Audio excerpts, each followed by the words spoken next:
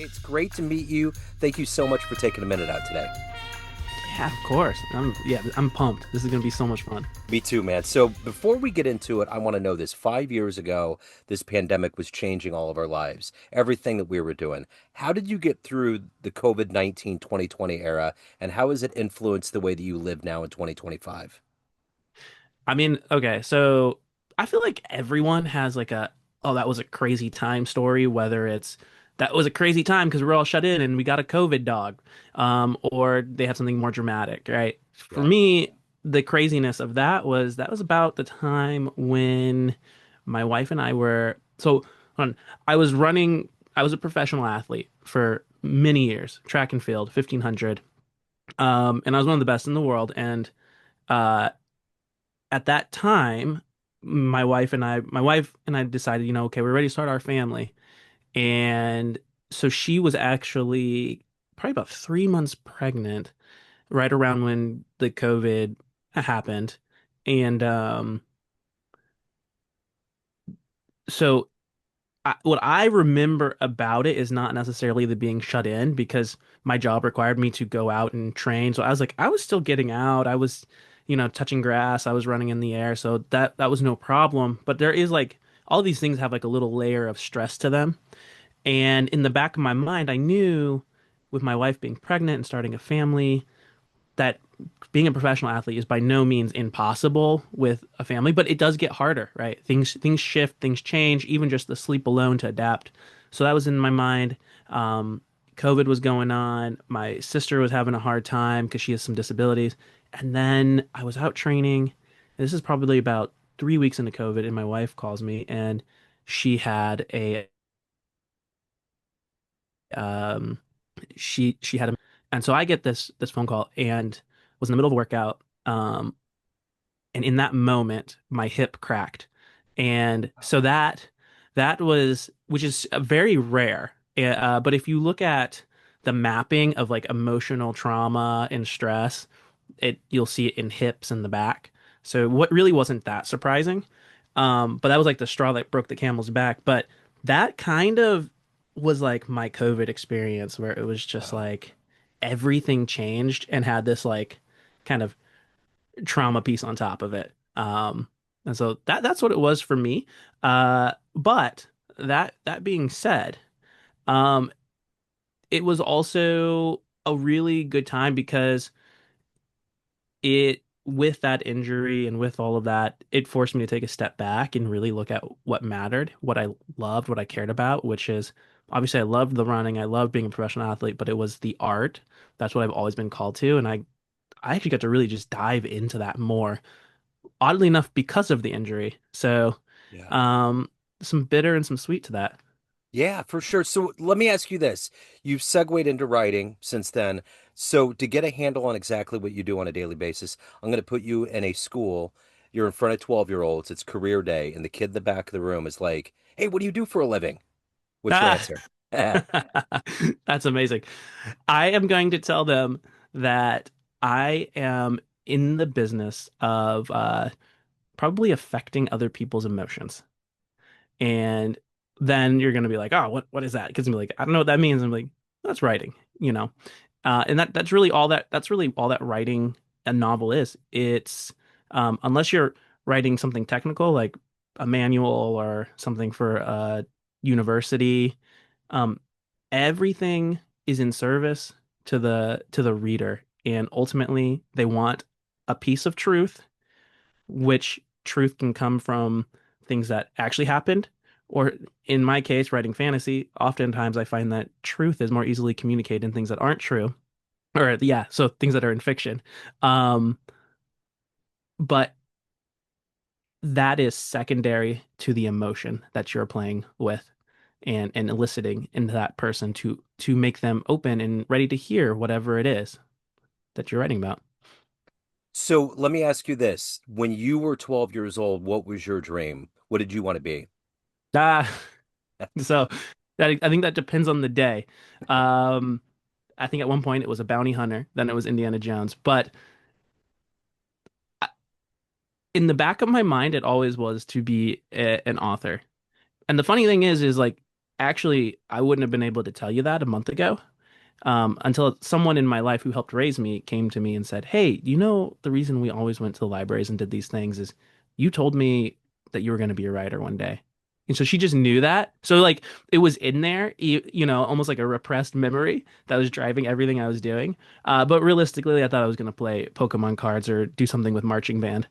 Right on. So, what were the books that you got weaned on? Who were authors and people that gave you this love of reading and writing? Yeah, so I mean, obviously, I'm gonna hit the classics. Um, you have your Tolkien, you have your Lewis, um, but I fell in love with other authors as well. One of the ones that comes to mind is Terry Brooks, and he's a fantastic author, writes the Sword of Shannara series. And upon first glance, it is a Lord of the Rings look-alike, but is set in a far-flung future where, an apocalypse has happened and everything's kind of reset. So if you pay attention, you can see like, oh, he's talking about Seattle here. Even like there's the landmarks of these things. Um, but it was like I was a voracious reader. I would just eat up anything and everything. And part of that reason was my parents were divorced. And so I was raised by my dad, and he was great, fantastic. But when things aren't quite correct at home, you start, whether you realize it or not, looking for those influences elsewhere. And so I think I was drawn to all sorts of fantasy because, at least in its classical sense, fantasy was about the miraculous, the magical, but also the characters that embodied virtue. So I was almost looking to these characters as, stand-ins for the kind of man that I wanted to be, or maybe the kind of wife that I'd want to find, or what it was like to fight for those things that are good and true and beautiful. So let me ask you about being a championship runner. How did that, so you had this dream of writing, and then you ultimately become this championship runner. How did that whole part of your life evolve and become that part of your world? Joe, so this is where things are very strange. If you talk to my friends, they would have told you there's no way in heck that the guy we knew growing up would have ever been a professional athlete, let alone, have done pretty well at it. Um, so my sister has a lot of disabilities. She wasn't supposed to live past the age of 4. So I'm just setting the table here. Um, Everything that she had, she has spina bifida, she has shunts, she has regular seizures. My first memories growing up that I can think back to are riding in an ambulance because my sister, who is barely 1, has just had a seizure and they don't know if she's going to live, right? On top of this, she's nonverbal. I can understand what she wants and needs, is trying to communicate, but that's just the brother sister kind of thing that you form that communication and that bond. But rarely ever did she speak. So there is the side of me that I had my own aspirations, my own creativity, like band kid, theater kid, always wanted to write stories. And then in 2008, we were watching, I don't even remember why. It's just totally strange. We were watching the Olympics, which is not something we would normally do in my house. And we were watching, it was the 10,000 meters, and it was, I'll say that's the resurgence of the dominance, well, not dominance, but resurgence of America on the world scene. Because Galen Rupp, uh, who ran for Nike, ended up getting, I believe, a silver medal in the 10,000 meters, which was unheard of. At that point, it was East African dominance. And since then, that's changed a lot, actually. Uh, but my sister, who's nonverbal, in a blue moon moment said, I want to run like that one day. Wow. And that just hit me. And, we could talk about whether this is misguided or not. Um, you know, the heart of the reason why I was running eventually changed, but that moment set off this tipping point where I said, yeah, you know what? I'm going to run for you and I'm going to take you to the Olympics. That's what I'm going to do. Like, I know you can't run because you're in a wheelchair, but what's the second best thing? I could get you there. Right. And so I had no business saying that, none whatsoever. Like, the most exercise I ever did was maybe like a 3 mile hike with Boy Scouts, and it was a struggle. It was like I was the kid saying, "Dad, pick me up, pick up my bag." So, um, but my dad was a military guy, and so the things that I didn't have a whole lot of talents besides maybe being durable. Um, so the gift my dad gave me was actually from his time in the military, where it's like if you put your mind to anything and you have a little bit of faith, anything can happen. Um, so I just trained like a maniac for like 4 years and went from one of the worst runners on my high school's cross country team to becoming actually one of the best preps in the US, and then getting to go to college and medal and do all the things and then eventually run professionally. But that was the catalyst. Wow. So who would you say has been your hero, your inspiration, and everything that you've become today? Oh, okay. So I don't have many. For better or for worse, I tend not to necessarily. I just don't tend to put people on pedestals.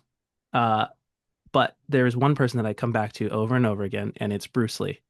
Absolutely. Just like I am a Bruce Lee fan. Probably make my wife sick of hearing about him. But talk about someone who he was a Renaissance man, really. Like, and not on including the time, like, dealing with some of the racial issues that he had to deal with for being, a Chinese man.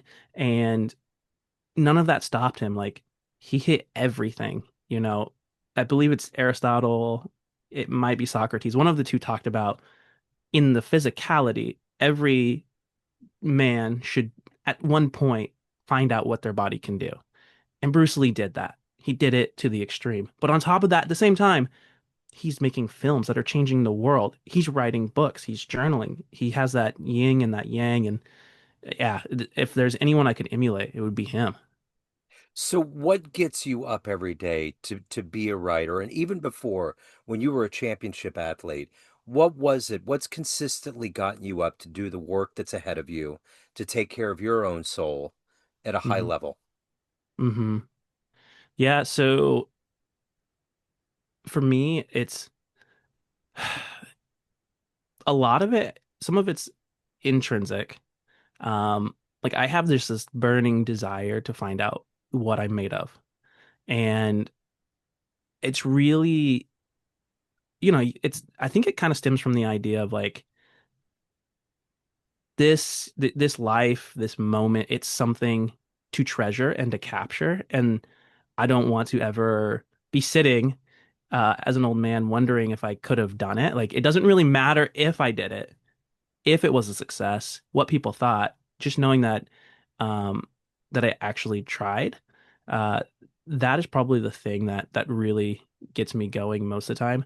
Now, as for the writing, like that has an extra component to it in that it's been my observation, and this is true for me, that m when it comes to divorced families and specifically boys, anecdotally that I've met, um, who are raised by their fathers, tend to struggle to experience the whole range of emotions. So what I would tell you is like I experience emotions, but in a very muted sense. It's something that my wife loves about me because she'll say, "Hey, you're like a rock, like nothing changes." So that's great until you never shed a tear for the birth of your first child or for seeing your wife come down the aisle. I just feel things muted unless I'm writing. For some reason, putting myself into the shoes of my characters allows me to feel the full range of emotion. And so the writing has that element of like, this is something you can grow with. This is something beautiful you can leave other people with. And you can see what you're made of. But also it takes care of me because it allows me to express and go places that I normally can't go. So if you had a dream tonight, and ran into the 18-year-old version of you, ready to go out into the world and change things, and you could give that version of you a piece of advice based on this life you've lived, the choices you made, the wisdom you've gained, what advice would you give? Yeah, I think it would be that you are not the sum of what it is that you seek or are doing. So, um, at 18, I had radically, I'd almost forgotten about my love for the the creative arts because I was so in on the athletic stuff that I was very one-sided. And, to some degree, when you're trying to whatever it is, whether it's jazz or it's I don't know, you want to be the best farmer, like there is an element where you have to be kind of a maniac to really find out who you are. And in doing that, though, it's very easy to lose sight of your identity. Um, and I lost sight of mine. And I would have never told you that then. I would have never told myself that at 18. And it wasn't until I had a really bad injury that forced my retirement from track and field where I that's when the dark thoughts kind of came in and I had to grapple with that.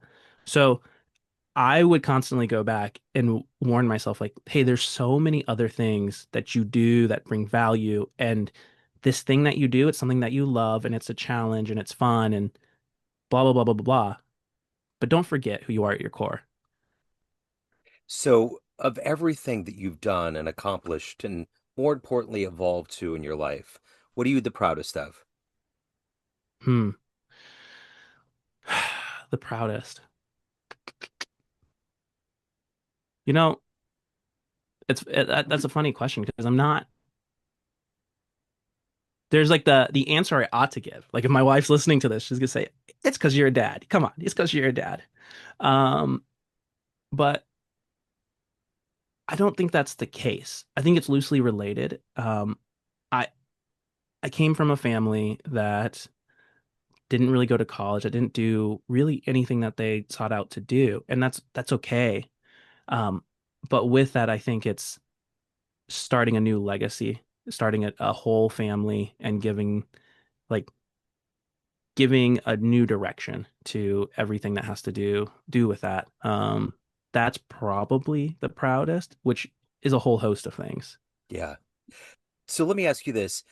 Most people that are on this planet at any given time will never experience what it's like to be a professional athlete, to have a Mm. medal put around their neck, to raise a trophy in the air, to feel that experience of energy of all these people watching and cheering you on. What was one of the most intense sports experiences that you had as an athlete? It's okay. I have two, if that's okay, and they're Please, they're yeah, polar opposites, right? yeah. Um, so to speak to just what you said, for any if anybody's listening and follows the UFC, Khabib, who is one of the best UFC fighters, probably arguably the best, was recently inducted into the Hall of Fame. And some question was asked about how hard he worked, and his response was just golden. It was like, uh, no, this right now, having this award is the real test for me because so many people worked so hard and just by the luck of draw never had it happen. And so, that's where I try to put myself when I think about like, yeah, I worked hard and there are lots of other people who worked hard and won't get to experience that. And that's just how it is. And that's okay. We all have our different things. Um, but more so to your question, the two most intense moments was actually in 2018. Um, that was the best year I probably have ever had. And I was only beat by one person that year, and it was the Rio Olympics gold medalist. And so, I was a USA Champs Silver Medalist, and I remember the high of getting that, having the medal put around me, and then the just absolute apathy, which is shocking. You would think like, oh, you walk away feeling like on a high forever, you feel amazing, but it was the opposite. And I, to this day, I still kind of work through that. Like, what did that mean? I think it has many different things, but I think one of them is like, oh, this didn't exactly feel the way that I had envisioned it. Like maybe I'd envisioned this to be some grand moment, but really at the end of the day, like you ran around the track really fast and you got this. Like that's cool. And I think that realization hit me where it was like, huh, all right. Yeah. So that was like a very strange one. And then the other one was in 2019, I was in London at their stadium. And in track and field, they have these Diamond League events, which is a Diamond League is a series, it's a circuit that happens in different places. So you have a Diamond League in London, you have one in Brussels, and it's the same circuit every year. Um, and they're very hard to get into. To be honest, they're harder. These are harder races than the Olympics and the World Championships because there's only a certain number of spots on the line, and only the best people there's get those spots. So it's like being in every one of those races that you're in is immediately as hard or harder than a final at an Olympic or World Championships. And so I'm getting ready for this race, and understandably, there's a little bit of nerves. And as we get called out of the tunnel, each athlete goes, and there's like flames that kind of come up along the sides as each athlete's called out. And I'm getting ready to go. And as I'm walking up, there were so many people in that stadium. And I had been with big crowds, but this is probably the biggest crowd I ever had been with. And they were that just how loud they were, and they were stomping the stadium. It was like reverberating my bones. And that was a moment where, like, you hear about, like, oh, the crowd lifted this person. I've heard that in books. I've heard people say that in interviews, and I was truly that actually happened. And I was like, there was no other words to like explain it. And like the cry that, all of the cheers weren't for me, they were for the race, but it was like an out of body experience where, like, we were talking about this before the interview, but where people who disagree with each other, people who come from different backgrounds, all came together for one thing. Yeah. And that clicked with me, where I was like, this is what I'm doing. Yeah. This is the unification of people. And that was a magical moment. That's wonderful, man. So at the end of the day, everyone has a perception of you. Family, friends, everyone that knows you as an athlete, everyone that buys your books, everyone you work with, but you run the show. What's your perception of you? Who do you think you are? Yeah, I mean,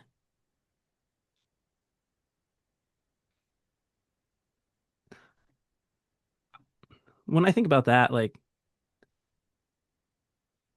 I think just mostly it's in order of events. Like, first thing is that I'm a dad, but after that, I'm trying to just be someone who is bringing a little bit of light to other people. So, as a professional athlete, it was like that was inspiration.